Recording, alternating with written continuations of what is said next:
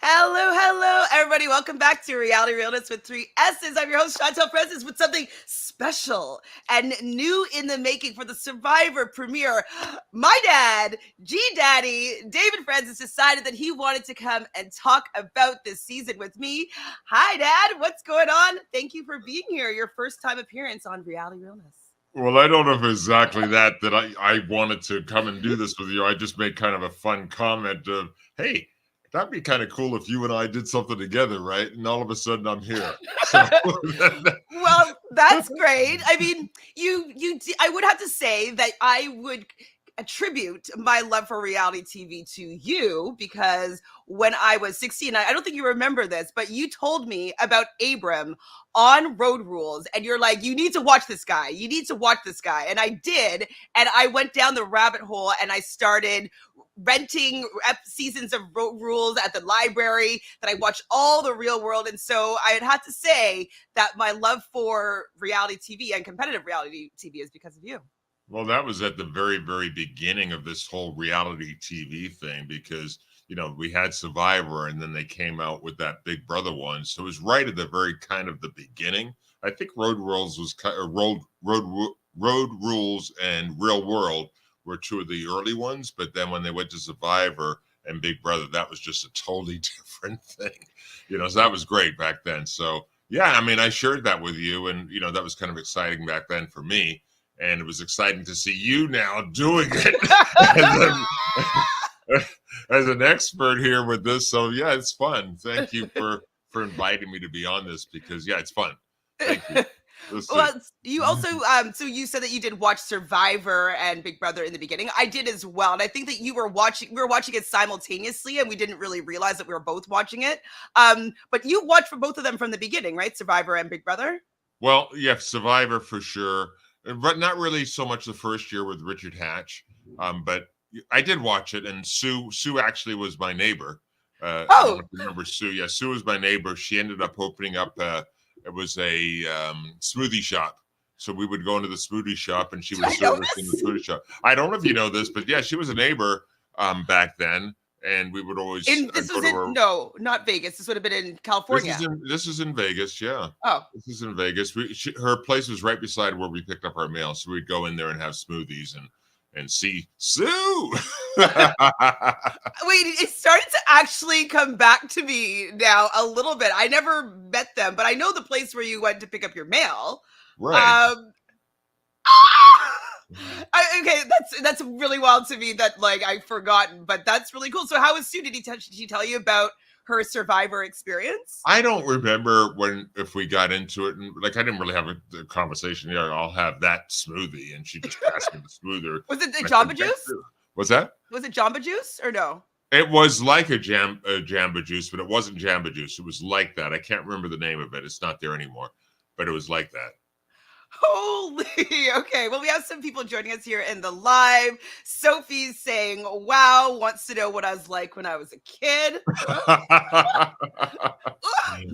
Is that what this show's about? What you were like when you were a kid? I thought we were talking about Survivor. We're going to talk about Survivor. We just got to get in there. People got to get to know you. You don't need to share anything about what I was a kid with that laughter that came after. No, I mean, you were a very smart kid. So that if there's anything to say is that you were, through the roof smart, from when you were really tiny, through the roof smart. So you were always a smart kid and always questionable. I remember, when from challenges, you'd put together these 1,000-piece puzzles at 4 and you'd do them and tape them and put them up on the wall. So no, you were a smart kid. Aw, thank you. I still love doing puzzles now. So my love of puzzles began from a very, very young age. Hi, Vontae. Thank you for being here. Same with Taj. Glad that you made it to the live as well. And Sheila, your wife, my stepmom, who I've known my whole life, said I was super smart and curious. So thank you. Thank you. Okay, so Sheila's also saying Sue in her smoothie shop was exactly like she was in Survivor, rough and boisterous. I can't believe that I haven't told this story. So now I have some more repertoire for my Survivor lore, which I didn't even remember. Because I the joke is with me in this community is that I always like know somebody on the season, or I told you the story about when players from or friends of a player of Big Brother showed up at my door. Like I went to the same school, hypnotherapy school, as one of the contestants on Survivor, so on Big Brother. So it's very fitting that you now coming on to do the Survivor pod here has a connection with Sue Hawk.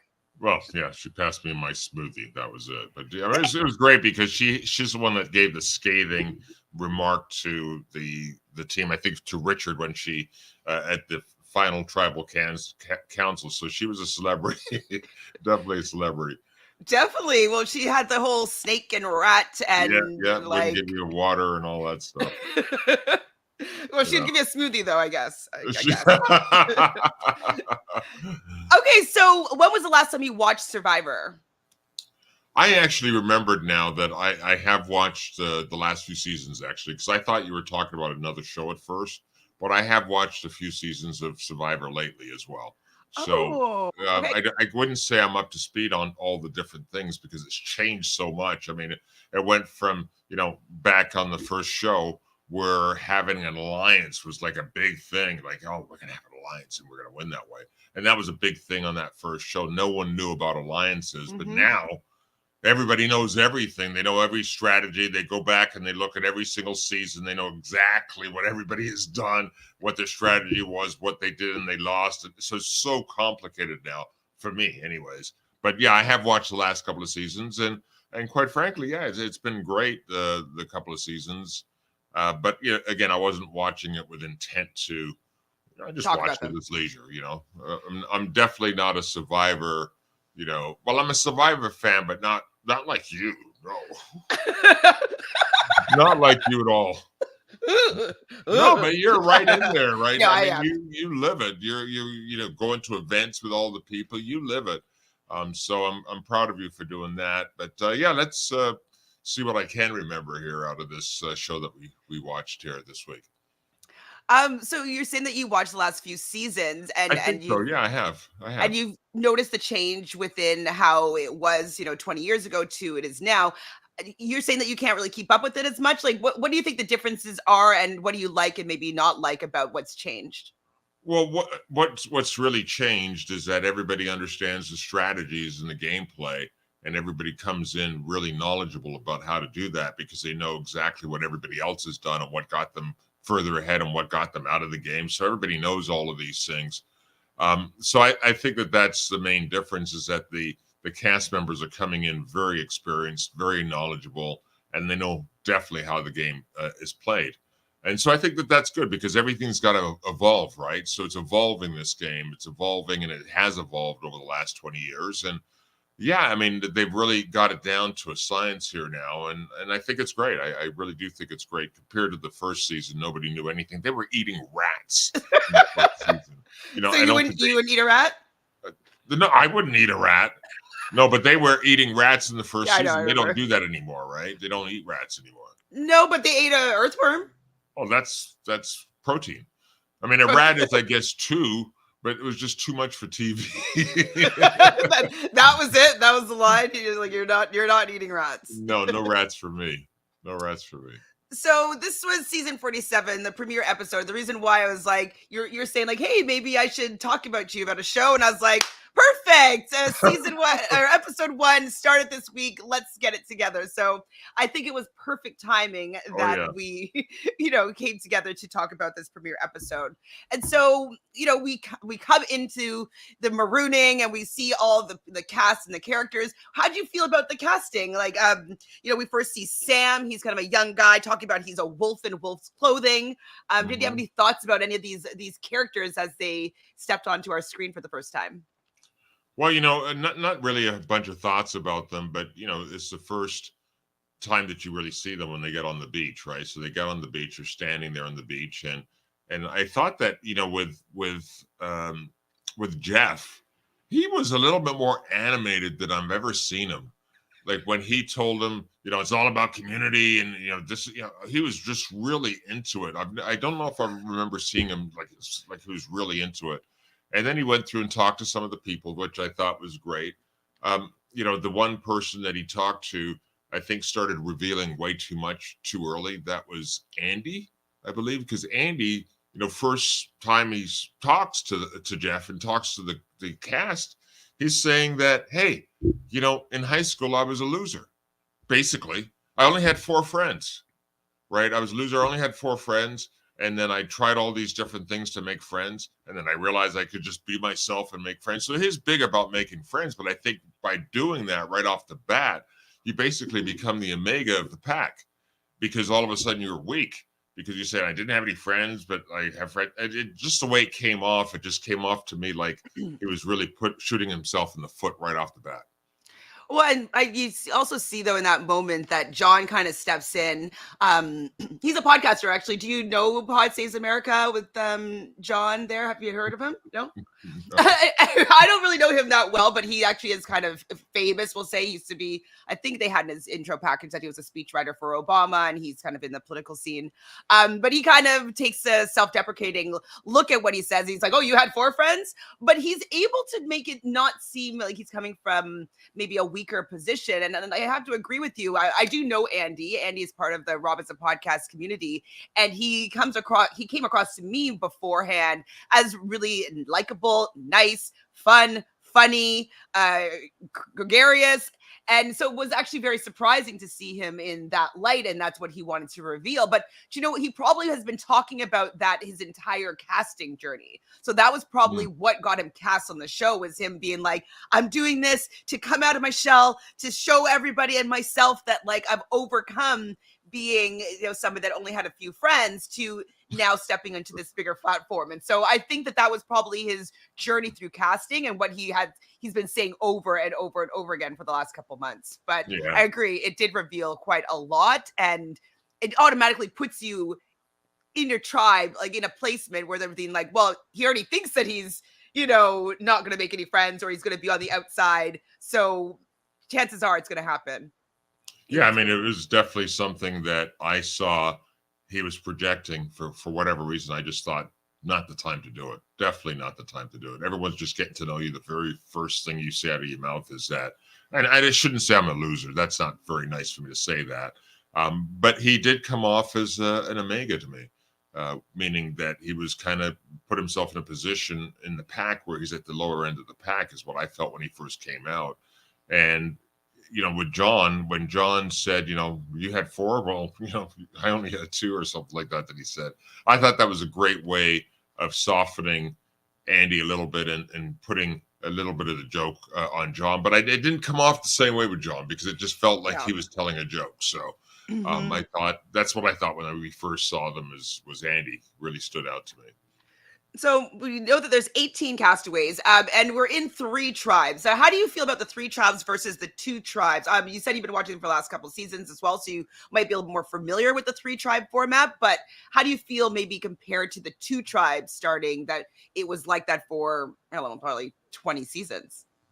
Well, I don't know the specifics, but the 3 tribe thing I think is kind of cool, because it puts everybody in a position right off the bat where you can come in first, you can come in second, but you don't want to come in third, in any of the events. So, I like the three teams. It really does create some competition right off the bat. They don't have to wait for, well, maybe there'll be a merge and all that stuff, obviously, but it gets them into their groups right away. I thought that was great. So, we're meeting and we're talking to Jeff, as we mentioned. We learned that blue is going to be Tuku, red Lavo, and Gata is yellow. I don't know when, it might take me a couple weeks to remember these tribes, but I think I remember Gato now being yellow, like yellow cat, like, what was I had like a whole thought process, like, yellow chicken, like your belly up, yellow. I was like, okay, that reminds me of a cat or something like that. It's gonna remind me of yellow. Blue Tuku, maybe because they rhyme, and then red Lavo. I don't know. Red lava. I don't know. So I might forget, but I'm gonna try here. Yeah, I got them. Lavo, Tuku, and Gata. Is it Gata or Gato? Gata. Yeah, I got them. Yeah, Gato's yellow. Tuku blue, Lavo you already red. Do like mnemonics? Like how'd you figure this out so quickly? I just watched the show. Fine. Okay. You said you didn't remember anything. So I'm like, I'm impressed. Well, I'm from the impressed. show, I mean, I remember basically you're prompting a lot of stuff that's popping up, so you're good. Glenda You're says hello. bringing the thoughts out of from my head out into the show, right? Perfect. Thank you. Thank you. Thank All you. about the prompting. So, hi Glenda. So Glenda, G Daddy. So I just want to just let everybody know is like my niece and nephew call him instead of granddaddy or granddad, we call him G Daddy, and so that is why he is G Daddy. And we look alike, do we? Is it because we're wearing glasses? We look alike. We've always looked kind of alike, haven't we? Well, next week we're likely going to have Angelique here as well, and so I think we all look kind of alike. Actually, we put us all together for sure. Some more people here. Hello, hello, everybody. Please like this video. Oh, and you know what I didn't do? I didn't send this to Instagram. Oh, Instagram's not working. Okay, no problem. Hi, Adrian. Adrian's also here. Hey, Chantele. Oh my God, your dad looks so much like you. I was saying, like, why am I seeing two Chantels? There should be two G Daddies, not two Chantels. Come on. Fair, fair, fair. So yeah, so they walk over to the challenge, and I actually really like the imagery of seeing all like the colors. So of them walking over and around to the challenge, I thought it was a nice shot. And basically they're putting them to work right away, and so they're going to be playing for not for immunity. It's kind of for just basic living conditions over at camp. So they're gonna have to like go underneath this muddy net, and they're gonna race into the jungle in teams of two, unwrap these puzzle pieces around these obstacles, bring them back, and they're heavy. And then once they get all 6 puzzle pieces back, they have to solve this puzzle. They're doing this for a pot, a machete, and some flint. How would you do with this challenge? Would you be excelling here? Well, that was a big deal. I mean, that was a big deal to get flint and so forth right off the bat. You can make your fire right off the bat. We've seen in previous seasons that fire is everything, right? So that was a big thing to win. I mean, to get fire right off the bat. Going into that, though, I mean, they basically get off the boat and they walk over to the challenge. I thought that was a great way to kind of open up the game, put them into a tough challenge right away. The challenge itself, I definitely would not do good in that. No, climbing through mud. And what Jeff said, I thought was amazing. This is your rebirth or birthing into Survivor, which makes sense. They're going through the birth canal of the tube or whatever with the net over it and the mud and all that stuff. It probably felt like a birthing. But, that challenge I thought was a pretty hard challenge right off the bat. But a lot of people did excel in it. I think it was Sue that put the block on her shoulders and just ran down with it. That was great. Is Sue's a 59-year-old, right? 56, I think, but yeah, like after like 50, 56, I think. But yeah, I thought that was phenomenal for her to be able to do that. So I was impressed with that. And the way TK just ran through, like he just went through that canal like it was nothing. So I thought it was a great event.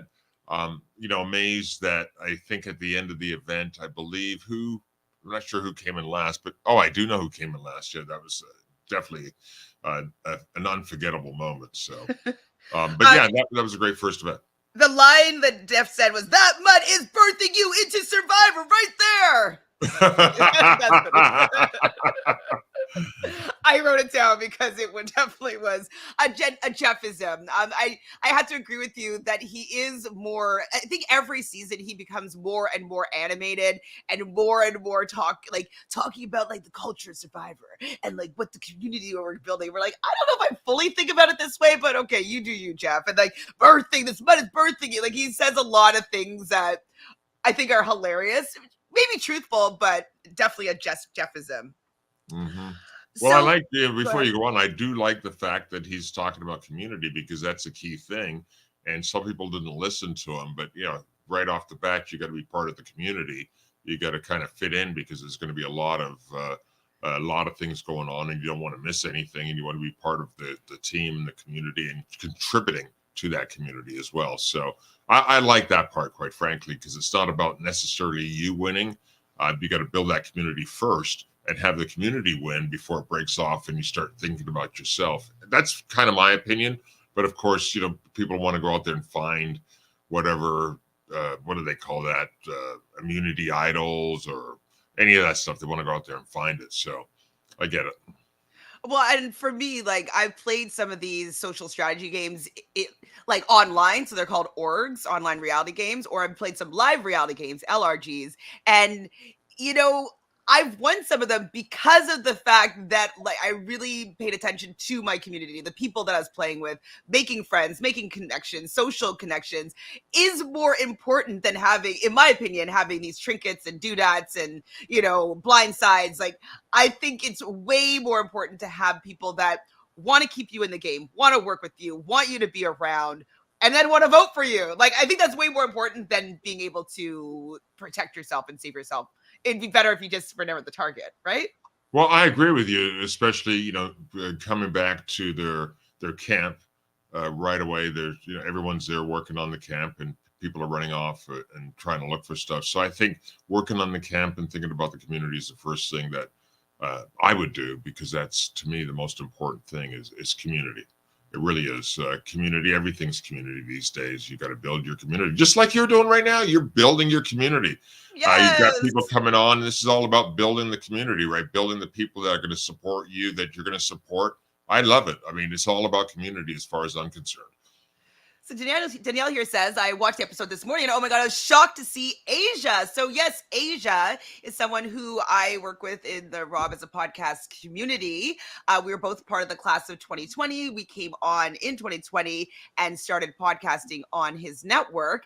And so it was really exciting to see her on the screen. We first got noticed, we were all watching our class of 2020 on Zoom together, just like the finale of Big Brother or Survivor 46, and then we saw the trailer for the next episode, the next season, and we're like, we just like started screaming because we saw her in the preview for the next season. And so we have been gearing up and we're ready to support Asia. She can't do no wrong. Like, we're What do you supporting her mean journey she no can't matter do what. no wrong? The first thing she does is she leaves the team, the community, and goes off on that first challenge to go off with TK to find whatever they were looking for. They were looking for, I guess it was a treasure map thing, or what do you call Mm-hmm. that? Scavenger hunt or whatever. Yeah, scavenger hunt that took her from one thing to another.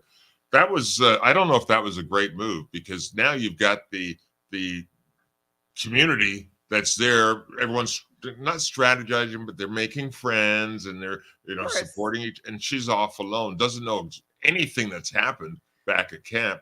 But she went off. She said, "Hey, I'll go first." I don't know if that Well, was a I good think move. that yeah, I mean, I agree. When I say that she can't do no wrong, is we're going to support every move that she does. We're going to be like, Asia, we got you, we got you. You can be the realist of her situation, but Asia, okay, we could look at it Well, objectively. look at what she did, though. She comes back. Number one, she was way ahead. She was way ahead of TK, unless that's just editing, but she was way ahead of him, and she ended up losing her way.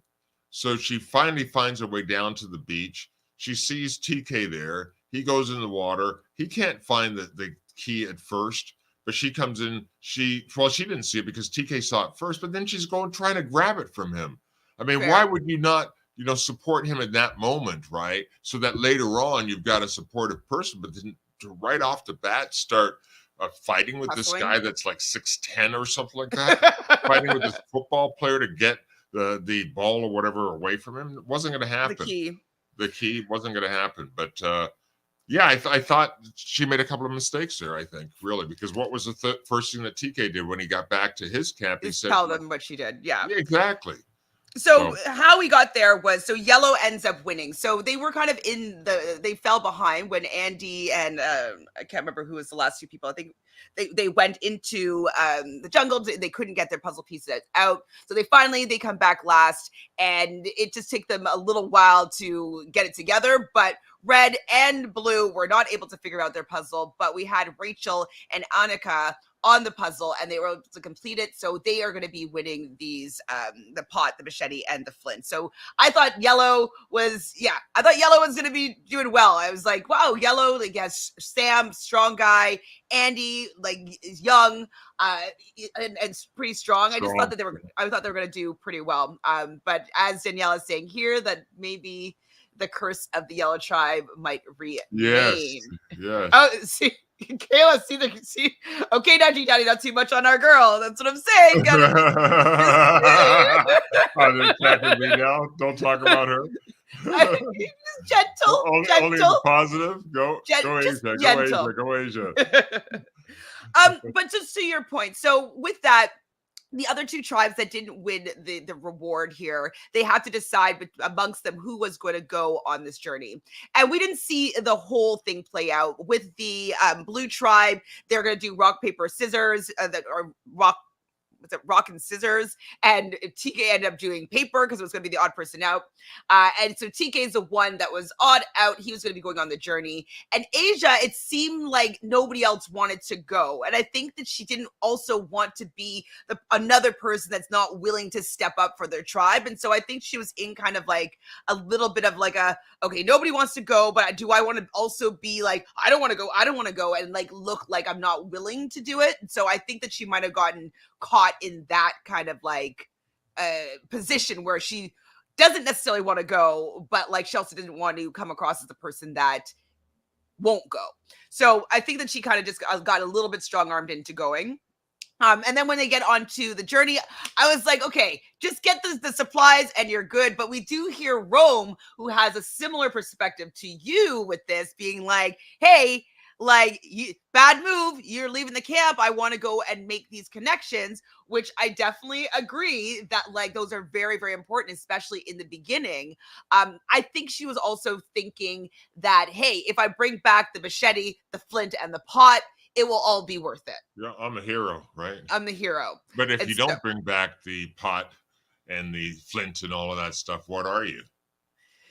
Well, yeah, you could be in trouble. You could be in trouble for sure.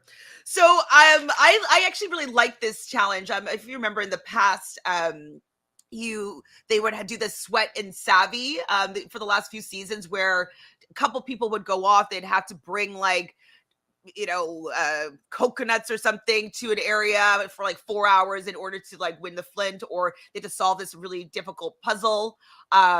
So that's what they change. Instead, they're doing this little mini journey. I actually really liked the journey where they had a map where they had to go find keys, and they had a few of them, and then the last key was in the water. So aside from it being detrimental to Asia's game, how did you feel about this little scavenger hunt that they had to go on? I thought it was pretty good. I thought it was pretty cool that they had the little sash over their shoulders and they had to clip on the keys, which is good because, who wants to lose a key, right? So they, that'd be awful. Yeah, I thought that was great. But yeah, I don't remember the other ones, to be honest with you. But yeah, I mean, it's a game, right? So whatever it is, it is. So they change it up, and you just got to play with whatever the new game is. I really don't have an opinion, quite frankly, between old and new at this point. Yeah, I'm with Danielle here. I liked it better than Sweat and Savvy, just because you can be on the journey with them a little bit more. You kind of see their personalities and like, are they going to be good at this type of stuff in the future? Like, so I definitely like this better than Sweat versus Savvy.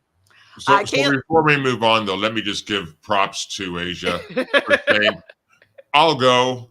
And she went out there and she did it. That was good props for her to make a decision to say, "I'll go, I'll do it." I just wish she would have won after saying that. Well, exactly. I think that she expected to get it done.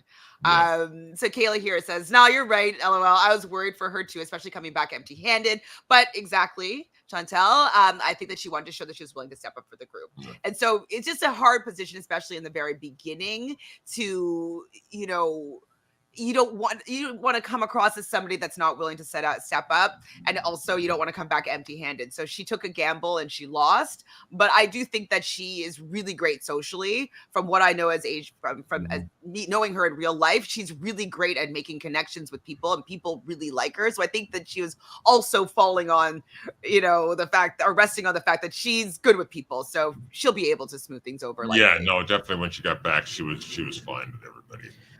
Definitely fine. We go over to Gata while they're doing the journey over there, and they're all hugging. They get into the water, getting to know each other in the water.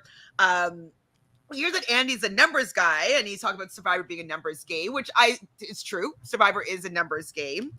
And then Andy and John go off. And I'm like, Andy, you can't be doing this. Like, why are you going off with John right in the beginning? Like, you got to stay with the group. You know, we're talking about Asia right now going off and leaving the group. Like, you can't start going off in the group when people are just getting to know each other, because it's going to look like you're strategizing whether you are or you're not. You're going to say something? Absolutely. Absolutely. Stay with the pack. Stay with the pack. And Sierra notices that John and Andy are going off, and it's like, oh boy, these mistakes, where they're just like, no. So Gabe on Toku. So Gabe is another person. I was watching all like the preseason interviews. He's saying that he doesn't want to come on Survivor to make any friends, and like that's the way that he's choosing to play the game. But then when he comes on, he wants to make a connection with Sue, the oldest person on the tribe. So what do you think about Gabe and Sue having, an initial connection as maybe working together in an alliance or something? Well, I think he was wise to pick wisdom, right? he picked someone that had some wisdom. But yeah, I mean, she's obviously now you could see how strong a player she is, picking up that thing and carrying it. But I thought it was great. I mean, he recognized where he is in the pack as far as age and so forth, and he chose to go with somebody that he felt he could trust. Anyways, it's not going to blow up his game, but we'll see. And so Sue is also getting along with Caroline. Caroline or Carolyn? Caroline, I think. Correct me in the chat. And so, Sue already all of a sudden has like Caroline and has Gabe working with her, and she didn't really even expect to make these connections so quickly. And I don't know if you know this about Sue, but Sue is a pilot, and she got her pilot's license later on in life and then started her own flight school. And Tiana is on that tribe. We haven't showed this yet, but she's a flight attendant that wants to be a pilot. And so I'm wondering if that's also going to be a connection that they're going to have. And so Sue might be the most connected person on the Blue Tribe. Well, I saw at the very beginning, she seems like she's determined, quite frankly. Yeah. I have way more faith in Sue than I thought that was going to have, for sure. So over at Lavo, which is red, like lava, Teeny is really great at with her social aspect of the game. She wants to be everyone's number one, and I think this is a positive way to approach, because it just seems like nobody wants Teeny gone. Like, everybody likes Teeny, definitely want her around, want her, they like her vibe. But I love that Teeny says, like, let's not forget about Asia, who's on the journey, like bringing her into something. And so, oh yeah, I did like that. Because like it's really easy for them to be like, okay, she's gone, let's make a group without her, she's going to be voted out next. And Teeny's like, no, let's wait till Asia comes back and let's see what she might want to contribute to this group. So I was happy that Teeny was supporting Asia, but it looks like Rome and Genevieve are also liking Teeny and getting along, and so that group is sort of forming.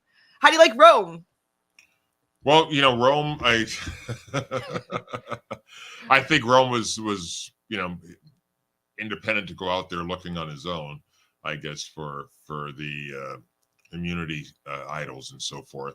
So I respect him for going out, but again, at the same time, you don't go out looking for something when the group and the team is back there and you're walking off. Why did you walk off? It's just so obvious he's going out there looking for idols, right? So, yeah, I mean, I just didn't think that was a good move. And this is the same guy that said, hey, exactly. Look at Asia. She went off, and now he's going off. So there was a little incongruency with that. But he went off, and thank goodness he ended up finding it. I mean, got wet doing that. But yeah, but I mean, he's an interesting character. I thought, we'll see. But yeah, everybody's kind of looking at him to say, hey, why did he go off there and go looking for idols? We know what he's doing. And 100%. Yeah, when Asia comes back, so she comes back from the journey, she doesn't really have good news. She tells them what had happened with the, her losing her way and not being able to get the supplies for the tribe. And that's pretty much when Rome decides to go off on his own. like you've mentioned, like he's mentioned not to do. And I was like, how dare you be like saying like, oh, Asia, I'm coming for you. And then you do the exact same thing, even worse, in my opinion, because Worse, yes. you're looking for an idol. She was doing something for the group. You're doing something for yourself. And you like don't care about who sees you, apparently, or like people knowing that you're doing that. So I actually thought that was very, very bad for Rome's game, especially now that Asia came back, and it would just be easy to get everybody on board with like, hey, Rome should be the guy to go. Now, I'm curious that if this is going to mess up Asia, because it already seems like Rome has his eyes set on Asia being the person to target. And Asia, at the nearer to the end of this episode, was like, oh, Rome needs to go because she doesn't trust about the fact that he might have an advantage or an idol. I'm worried that he will keep the one advantage that he has. I think he's only going to go for it for the one tribal council, use it, and then Asia might be the one that gets idled out. So I'm worried here. So you don't think he's going to go and try to get more, keys to open up more boxes, which is inside boxes that are inside boxes? I don't know if he has the time, because he did it the next morning. Because of the new format, they don't have a third day, so it's like they have a day of challenges and then the next day is confessionals and tribal council. And so I don't know if he's going to have time to go out and get it again, because he'll lose his vote. So if he doesn't get the next idol but he decides to go for it, he won't have a vote until he finds the next Oh, key. right. I remember So that. I just, like, if he has the one now, I don't know if he's going to go and try to get the next one. I'm not sure. And if he does try to go, then maybe Asia would get her wish and he wouldn't have a vote if he doesn't get the next key. But I just don't know if he has the time. So the key that he got is just for one tribal? Wow. Correct. Okay. It's their first tribal that they would go to. So I'm not sure, but maybe. Vontae says, did the tribe know Asia's name prior to Tina saying let's to wait for Asia to come back before counting her out? I think they know it just from hearing maybe Jeff talk about it. We didn't see all the mat chats, but I'm sure Jeff talked to every single person on the mat, and they only chose to share certain things. I'm sure they knew Asia's name. And yes, Teeny did recognize Asia from RHAP, and they did have that connection, which is also great for Tina being like, hey, I know who you are, but I have to work with you, because if anybody knows that I know who you are, they know that I'm also a super fan, and that makes me a bigger target. So I'm happy that Asia has somebody to work with. Woohoo! Yay! Phew. Go Asia.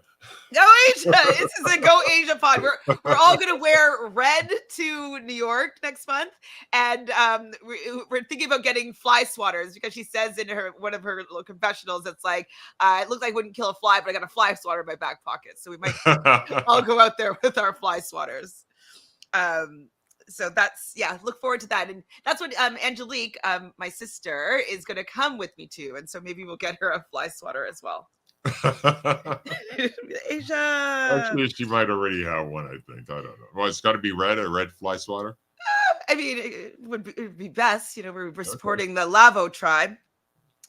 Over at the Yellow tribe, we're talking with Anika, is talking about hold on, am I further ahead than I want to be?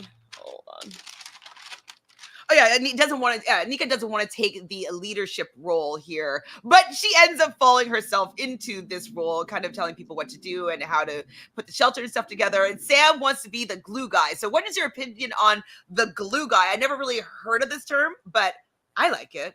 How do you feel? Well, it's the glue, right? The glue that holds everything together, right? So he's not going to be the guy that leads. He's not going to be the guy that does nothing, but he's going to be the glue that really holds this tribe together. So I thought that was a good positioning for him, because, as we know from previous shows, the person that goes out there and starts leading right away doesn't usually go very, very far. So he's not putting himself out there. He's not putting himself on the bottom either. He's the glue. Come on, guys, we can do this.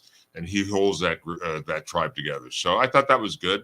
And for Anika, I thought with her, hey, she's a project manager, and that's how project managers think, right? You got the start, you got the finish, and you got all these milestones, and she can't help but think like that.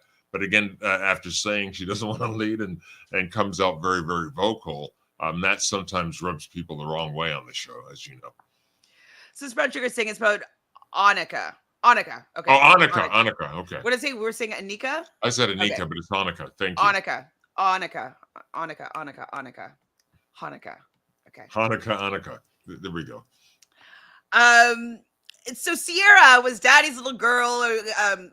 Dad wanted Sierra's dad wanted her to be a boy, and so she was always, wanting to be by his side, and so she actually ended up making fire. Have you ever made fire with flint? Me? Yeah. No. I don't know. Why would I make fire with flint when I could go and turn on the stove or turn on the fireplace or something like that? I'm not gonna make fire with flint. I mean, I'm not back in the ice age or where they had to, whatever that age was, where they had to carry the fire and protect it. No, I mean, I'm going to use a match or a lighter. I'm not going to use flint. I haven't tried it yet, but I think if I were going to go on Survivor, I would I'd practice with the flint, and I'd probably practice with glasses to see if I can get like the reflection, whatever, how you use your like reading glasses to. Are they allowed to do that? They've done it before. I don't know if that's not if it's not in the rules anymore. Okay, I don't know, but it just seems there's an advantage to someone that's got glasses on, I guess, over everybody else. Well, there was who was it? I can't remember. Was it PG? It might have been PG. She had earrings that were fishing lures that she was able to get on the show. So I don't know if that's allowed, but I guess, it's a personal item, I guess, right? Mm-hmm. That's had some earrings. So the pageant queen makes some fire, which is great. I thought that was great. I would want to be that person. That would make me feel really great that I can contribute, and it'd be good for my self-esteem for sure.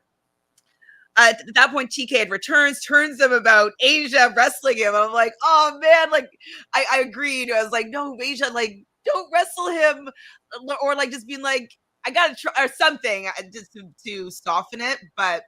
Making it seem maybe that they were more in it together, or I wish that maybe Asia had told them that I even tried to wrestle it from him, just so it wouldn't come out as her just looking like she's being a sore loser kind of thing. So yeah, I was cringing when he was telling his tribe that she tried to wrestle him. I was like, oh no, I don't want her to ruin her social standing in the game. Rubbing two sticks too, yeah. I've seen people do that, on Survivor. They would make a contraption and try to rub two sticks together, actually, and it's worked at least once. It's worked. So a lot of people are with you though on the fact that you use a stove or a lighter. I guess you'd never go on Survivor, so that you would never need to use flip. Caroline is noticing the bromance that's happening between TK and Gabe. They're getting a log together, and this is where Gabe sees that beware advantage. And so I was like, oh, of course it's going to be Gabe, the one that doesn't necessarily wants to make the communal friends, but he's going to be the one that sees this beware advantage. Now, would you pick up the beware advantage? Absolutely, I would. Well, why would I leave it?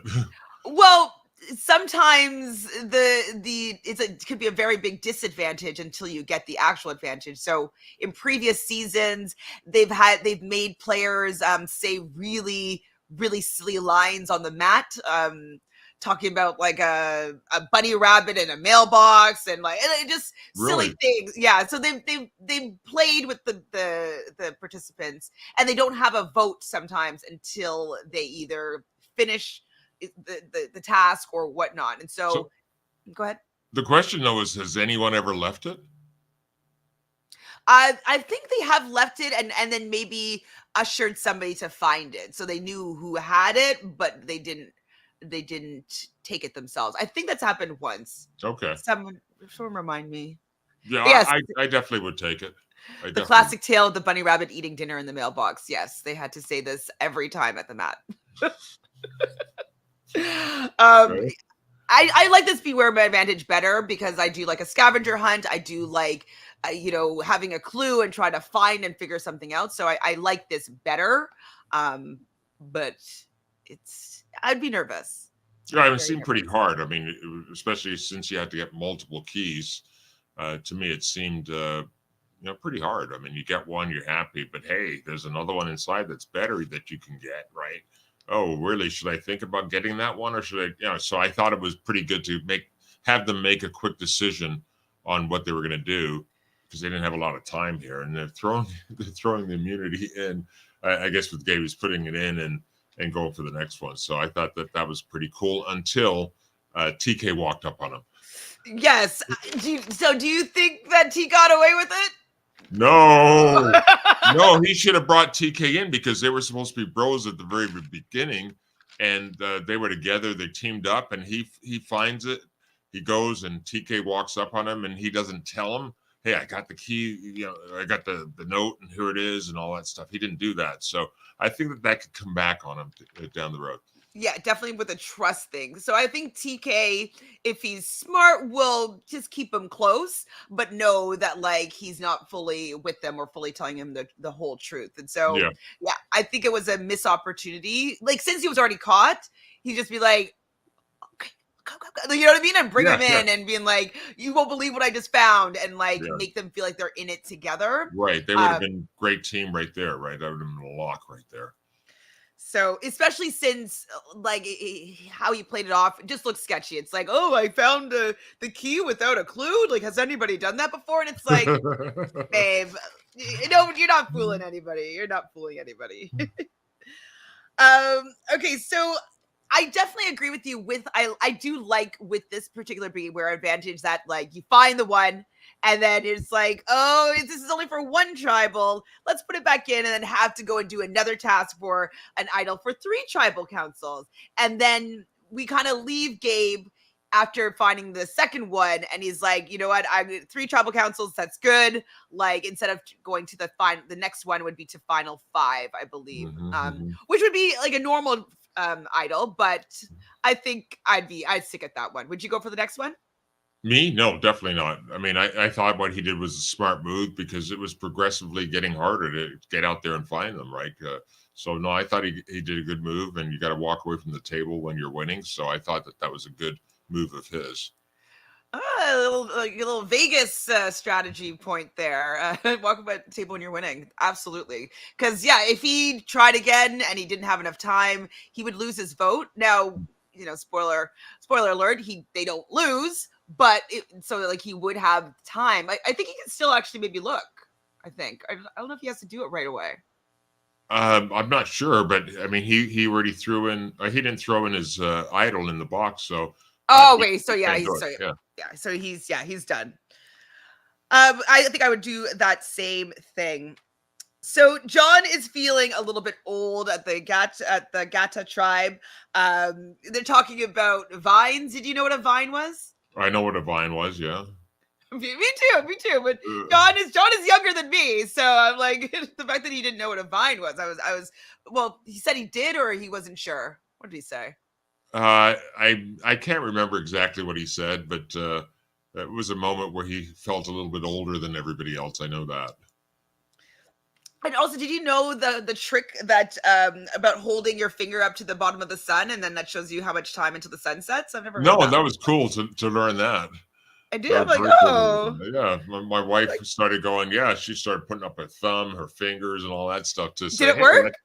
well," she said, "Yeah, that's kind of cool because we have, the sun rises and right where we are, and it sets over here, and so we always take the dog for a walk, and it's always how much more light do we have?" So she's going to use that. So that was a great trick for everybody. That's so Oh, fun. we got some time to go. Like, forget clocks. We're just gonna use our fingers to know exactly when it's gonna set. It's Yeah, that perfect. is well. No, that's how you have to do it. You can't use clocks, right? Because it doesn't usually set at that time specifically. But I thought that was a great strategy to put your No, fingers. I was definitely impressed. Andy, our guy Andy, feels good with Rachel. And then he decides to pull her aside from the group and get water with her. And I'm like, Andy, stop pulling people away from the group. And it's interesting that he has trouble fitting in when he keeps on pulling himself away. And I think that if he got more comfortable with being in the group, then it would be easier for him to assimilate and be with the group. You know what I mean? Like it's just a natural way of being is wanting to be one-on-one with people. And so we're starting to see that he's not comfortable in a group setting and he doesn't know how to assimilate with the group. Well, he kind of blows people's games up too, right? I don't remember who he took out, but when he was not feeling comfortable that first night and he had what might have been it's right after this. It's Rachel. Okay. Yeah, and right. He brings Rachel out, right? So he brings her out, kind of blows up her game a little bit because you can't, go off in twos and start talking in the middle of the night. And they don't know what he's talking about. I mean, it would have been better if he made a spectacle kind of it and said, well, all of that stuff is just Omega stuff. As soon as he starts being weak and, I got the panic attacks on the first or second day and he's going out, that just puts him in a very low position with the tribe group. Mm-hmm. All right. Because he's playing himself, even though he's a big guy, he's playing himself as a weak guy with that. But yeah, I think he should have probably told everybody that, how he's feeling so that they would know that they're not going out there and strategizing. She's going out there to help him, which comes off a little sketchy that he didn't do that. Absolutely. I'm like, Andy, please, we're rooting for you.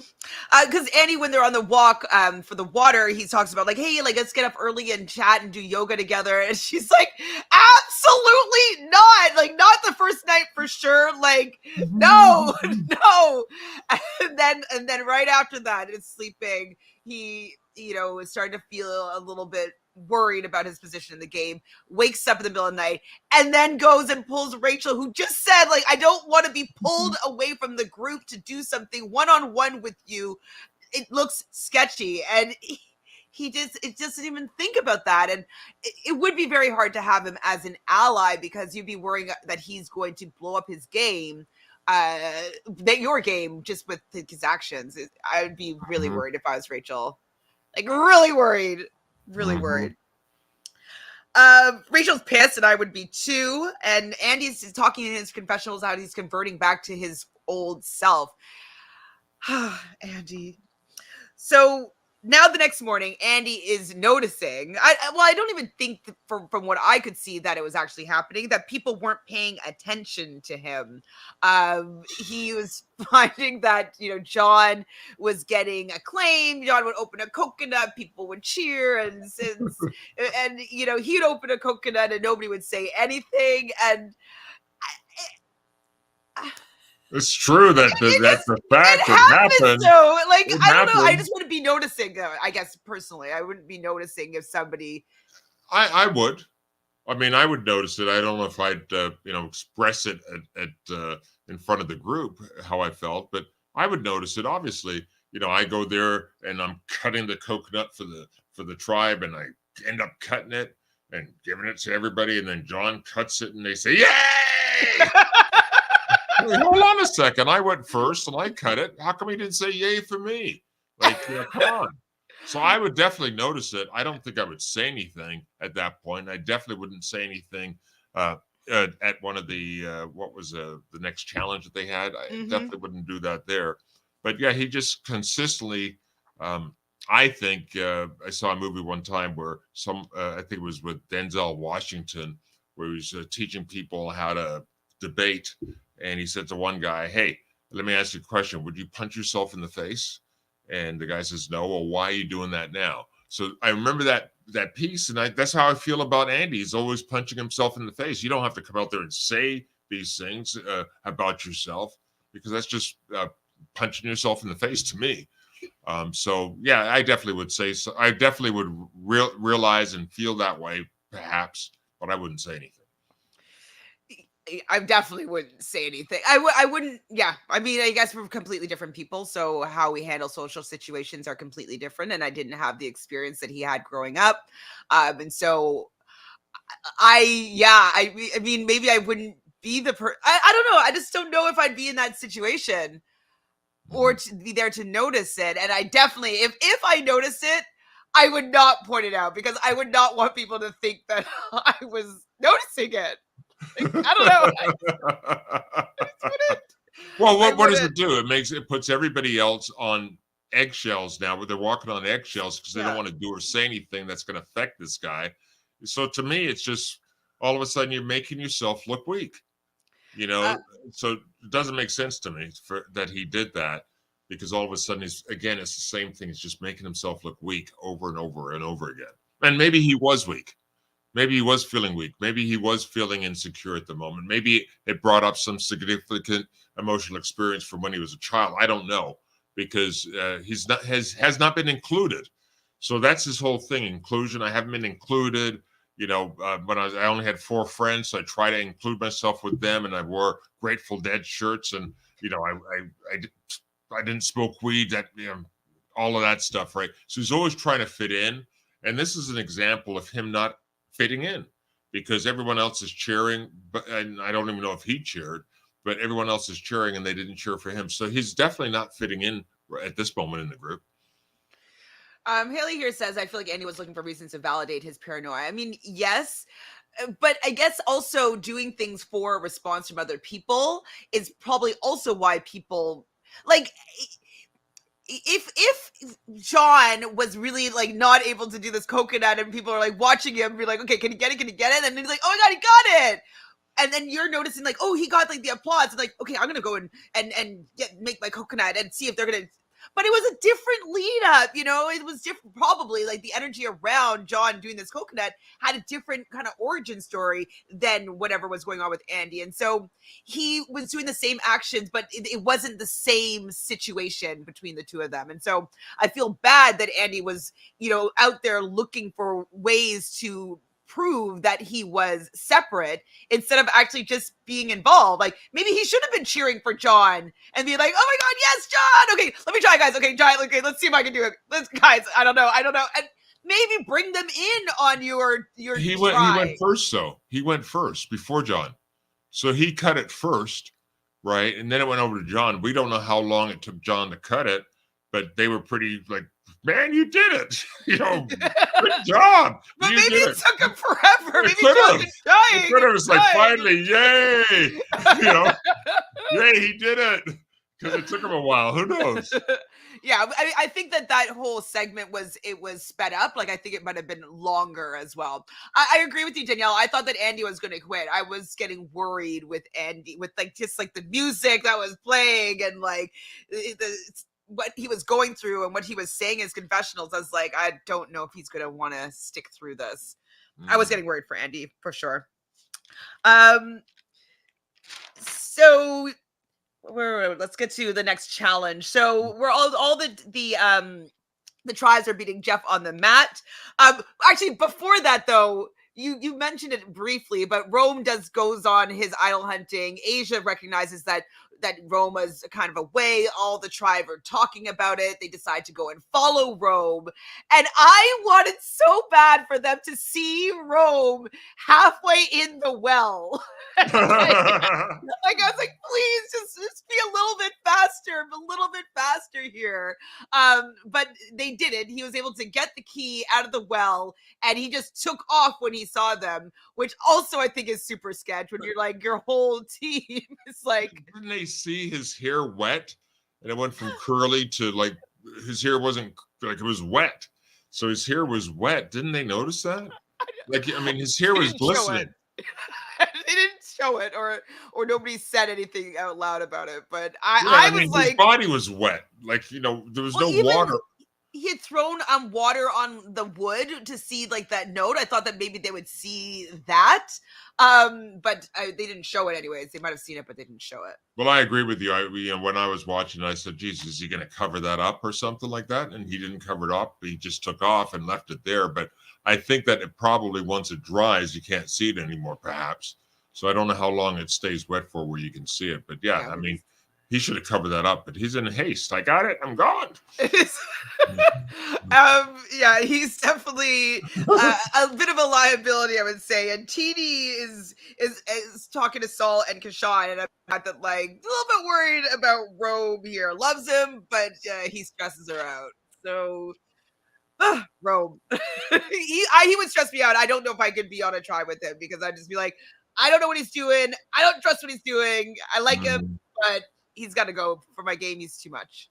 Well, I mean, he's strategizing right up the front and showing people that he's strategizing. So you're immediately concerned. You don't know if he's got an idol or not. So there's some concern going on there, of course. So on day 3, all the tribes are meeting Jeff on the mat for the immunity challenge. There will be 2 immunities that will be given to the first 2 tribes to complete. And they will be getting some building kits, a larger one for the first tribe to finish, and then a smaller one for the second tribe. So they're in 3 boats, they're in the water. They have to swim out to their boat, get in their boat, swim around, and collect these 3 big chests. Now, I don't know if I'm just wearing a tinfoil hat here, but the red tribe was in the middle and the blue and the yellow tribe were on the outside. I feel like those were the harder positions to be in for these boats because they kind of had like, they weren't kind of corralled in. So what did you think about like water wise? Because like the red team didn't seem to have any trouble, but the blue and the yellow tribe, they were going off track. They were tipping their boats.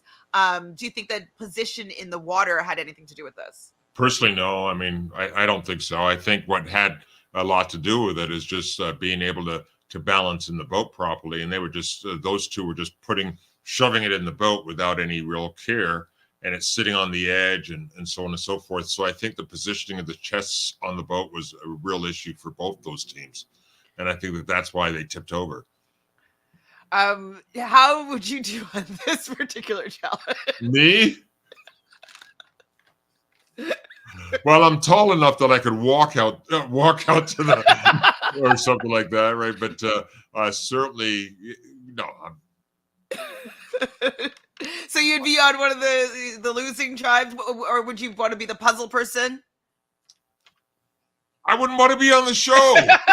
Okay, fine. Okay, fair. So red comes back though. They didn't have as much trouble as the blue and the yellow tribe. They're putting together their puzzle. They didn't even show them putting them together their puzzle very much because they were so far ahead of the blue and the yellow tribe that the other 2 tribes finally got to the beach and they're like, red team Lavo is done and they win the first immunity. So I was happy. I was like, okay, at least Asia's got 2 more days on this beach. Like, doesn't have to worry about Rome yet. I was kind of happy about that.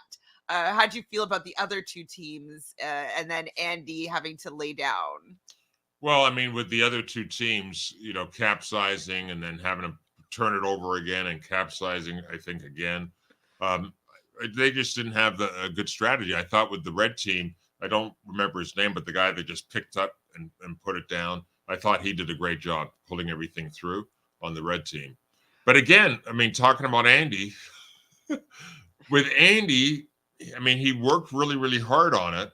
But as soon as he saw that the team lost, right away, it's like, oh, they're going to get rid of me. They don't like me. They're going to vote me off. I mean, right away, he was like, again, a panic attack. And yeah, I guess obviously he was tired and, exhausted. But I think what came on to him, again, was one of his issues of people don't like me. They're going to vote me off.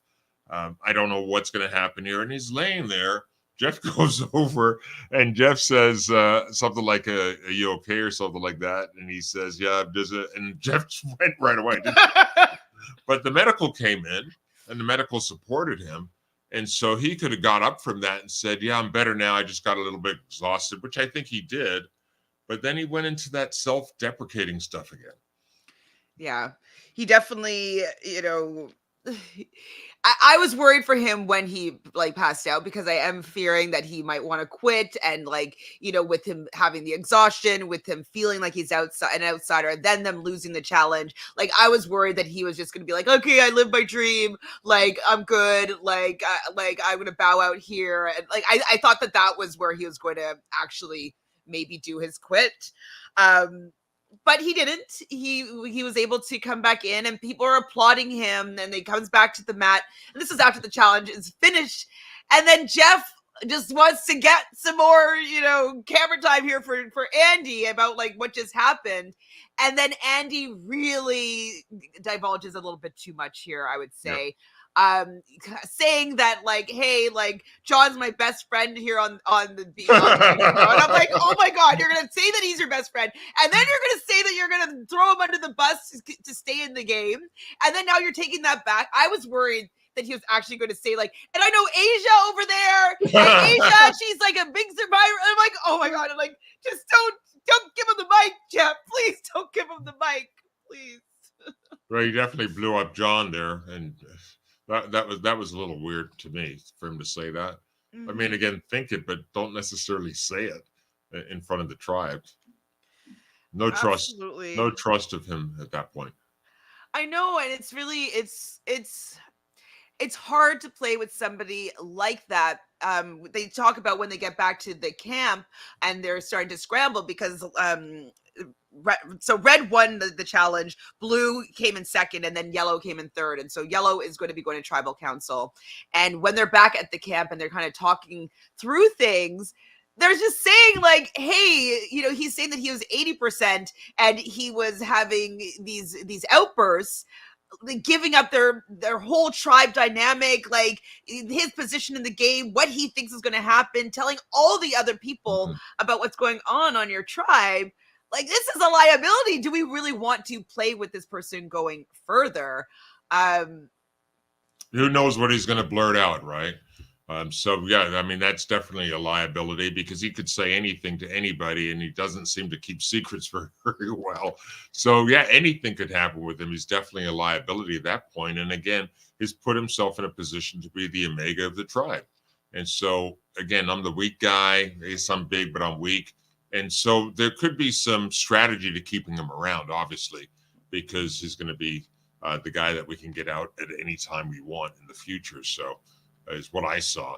But what I also saw was with them coming up to John and say, okay, we're going to tell him that it's you, right? Anytime someone says, we're going to tell him it's you, but it's not you.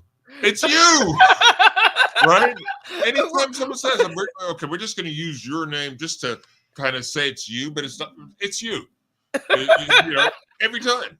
Or they're willing for you to go home if something happens, right? Like you're second, we're going to vote for you, or we're going to say we're going to vote for you. Yeah, that always, to me, is something subconscious that they're really saying, yeah, we're voting for you. Absolutely. So, how did you know this strategy piece? Was this just like intuitive, or like did you figure this out from watching other shows or something? What are you talking about? The piece about, hey, if it's you, you're going. If they say that you're like the that's what I realized I realized in that moment that's what happens, right? Is that could happen. It's very true. And be like, it's not you. You're right. It is you. It's true, and it happens all the time. And I don't think John is enough of a gamer to know that, like. Because he did concede, and he was like, oh, okay, like he didn't feel good about it, but he also didn't fight it at all. Don't say it's me. Why me? Why don't we say it's him? So how about we just say that it's him and that he shot himself in the foot, and like it's a liability to our tribe. Like, but I can't think he also felt bad for Andy, and so he didn't want to throw Andy under the bus here, especially from how Andy's been feeling. So he's kind of was in like a awkward place. He didn't want to throw Andy under the bus, but he was okay with Andy being voted out.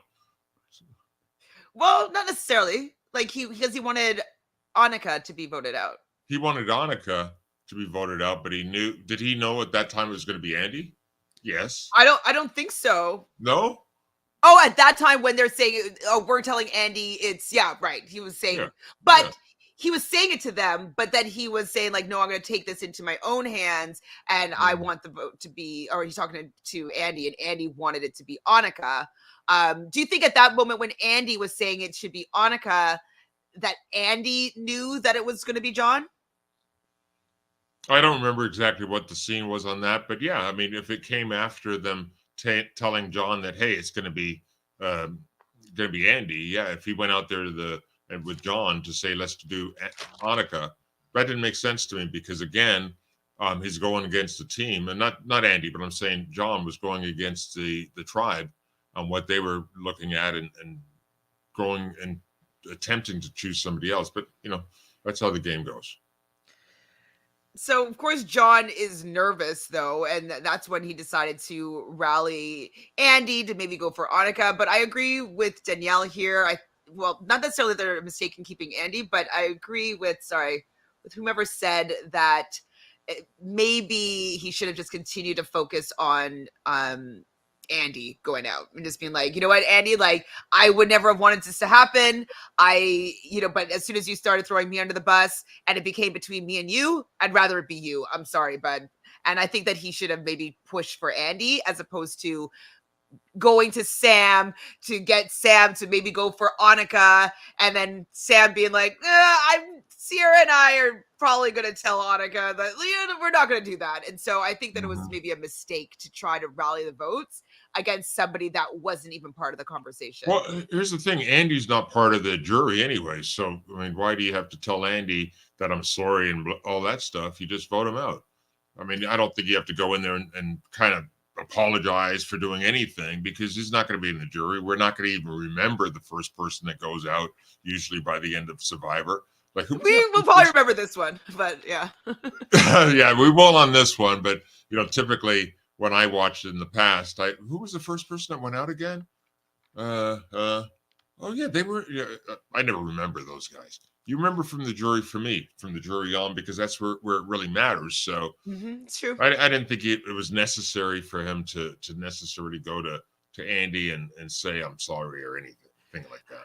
I mean, fair, but I mean, I can agree with that 100%. I do think though he should have just decided to go against Andy, maybe not specifically apologize, but just like save himself and take the low-hanging fruit. With it would be easy to rally votes against Andy more so than rallying votes for Annika. Agreed. And as soon as he started to rally votes for Annika, it's like, we need to get rid of this guy. Yeah, like he's good. Oh my God, he's gonna talk. Like, oh, you can make a good point. He's got to go. He definitely was a more threatening of a player than Andy, seemingly, strategically and how well he speaks. And so I get it. I get why they wanted to get rid of John over Andy. I just wish that he used his words to get rid of Andy instead of protecting him. Even though I love Andy and I want him to do well with how he's playing this game so far, I think it would have been better for the tribe if they kept John. Well, Andy does have some brawn, though. So brawn at this point is important in the challenges. So I get that as well. Let's keep him now, help us get through some challenges, and then when we don't need him, we'll get rid of him. So we get to tribal. Before that, we did hear that they think that they need strength. So that's what I was kind of thinking. Like, okay, maybe Andy might be able to stay here. I didn't think at all that Annika was going to be the vote. I still thought it was just like kind of a misdirect, and that it was going to be between John and Andy. But when we get there, Jeff is doing his regular tribal council, talking about Annika being the leader and kind of proposing all these different questions. And I really actually love all the analogies that John makes and like how he speaks. I'm really sad that we don't get to see him in a final tribal situation because he's so good with like how he phrases his words and what he has to say. I'm sad that we only get him for one episode. I like John. I do. I do. He speaks so well. So Jeff does ask Andy about his how he was breaking down and how he was feeling about an outsider. And like, I don't know if I want this to be a continual storyline. And this is also making me really feel as though that's how he got on the show, was this outsider persona. But I want him to overcome. I want him to excel. I want him to. I don't know if he's got it in him. Like, how do you think Andy's journey is going to go from this point forward? Do you think he's going to be able to overcome being the outsider and the Omega? Well, he might. He definitely might. But I definitely think that they're going to keep him along until they don't need him anymore. So as far as his journey on this season, I don't see it lasting very long. But who knows? We've seen things change. His final tribal council, because people just bring him along because they think that nobody will vote for him. Yeah. But then he would have a good story if he did get to the end. Miss Brown Sugar says, and I'm surprised no one made the case that the tribe didn't lose because of physicality. They lost because they were out of sync, and it'll probably get worse now that no one trusts Andy. You're right. Mm-hmm. That's true. That's no, true. I didn't think that Andy put him out, but Andy, he pulled him through on that challenge, I thought, and exhausted himself, and that created all the stuff that was going on inside his head. Danielle says, watch Andy will find the beware advantage just because. Yep.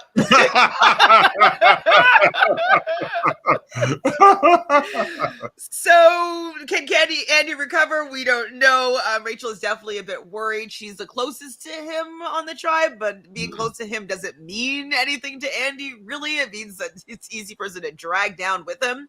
But the vote goes, John gets 3 votes. John voted for Annika. She got 1 vote. John will be leaving the game. First player out. I did think it was funny in his last confessional at the voting booth. He says that his friends are going to be able to make fun of him, and so he did it for their enjoyment. So we got that. All in good fun. All in good fun. So who would you think would be our MVP of the episode? MVP of the episode. Yeah, who right on, probably TK. TK. Why TK? He went out there on that challenge and got the pot, the flint, the 3 items that he got, and I thought that was great for the tribe, right? So he came back, was a hero. I got this stuff. Hey, I came back, and the whole tribe is happy for him and happy for the tribe. So I thought, for me, he was the MVP of the show. I could say that. Do I have any other thoughts on who could be the MVP? The one thing that would have made it stand out 100% is if Gabe brought him in. The fact that Gabe didn't bring him into the full knowing of what's going on with the idol. I'm wondering if that has to do with TK or if just timing wise in the game. And so, but I think it has to do with I found an idol and I'm keeping it to myself, or I found a clue and I'm keeping it myself, right? So I think it's just with that selfish thing, which is okay. It's okay to be selfish, right? So, but I think he made a mistake because he got caught. He should have at that point opened up and then brought TK in really close, and they would have a really tight alliance at that point. But instead, what does Gabe do? He finds it, and then he calls over Sue and says, Sue, I found it. Sue backs off like, I don't know what that was, but here's the idol. She backs off like, with a bomb or something like that, right? She takes off and then comes back and says, let me see. And so he took her and brought her in for a title alliance. So he really did not have the same alliance with TK than he had, obviously, with Sue. Would you call Sue to be your lookout? Because he had Sue be his lookout while he was going to find the one of the idol boxes. I think she made a good lookout. What was it? Fire or something like that? We need more fire. The fire! That was also another moment where I was worried for Gabe when he drops the box and Tiana's like, what was that? What was that sound? I'm like, oh gosh, poor Gabe. Yeah, that was close actually, wasn't it? Yeah, I think I'm gonna have to agree with you that TK stood out the most in the most amount of positive ways. Yeah, I don't think anybody from Yellow could be on the MVP list. And so, yeah, and TK stands out from the other 2 tribes, I would say. So, yeah, okay, I agree with you. MVP is going to be TK. Well, that's pretty much it for the episode. Do you have anything else that you want to talk about before we say good day? No, not really. I mean, I just find it great that the alliances are kind of forming up front, and the teams are getting together really, really well. So I just look forward to, now I look forward to it because now I have to watch the show with intent. Before it was just, entertainment. I'm watching the show and seeing these things. If we're going to be doing this over and over again each week, I definitely have to watch the show now and pay attention. So this is fun. It's been a lot of fun. Thank you. Yay! Thanks for coming on. Thanks for everybody here in the chat. Is there anything that you would like to plug or anything that you have going on that you want people to join or follow or any of that?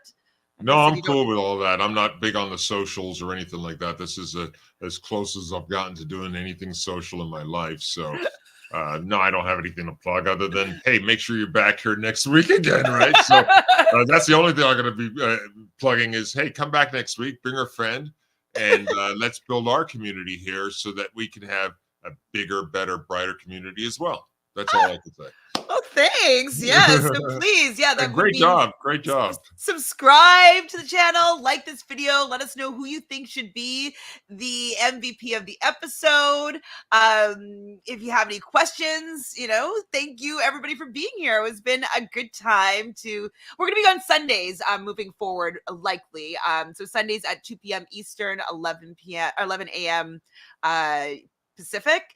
And so, we'll be doing this on Sundays moving forward, unless things change. Obviously, I'll try to make posts to make you aware. And if all works out, Angelique's going to be joining us next week. So you're going to see 3 Francises talking about Survivor. So that will be kind of fun. People are saying you are an excellent co-host. So you got the gig. You got the job. I got the gig. Okay. Thank you. This is your audition.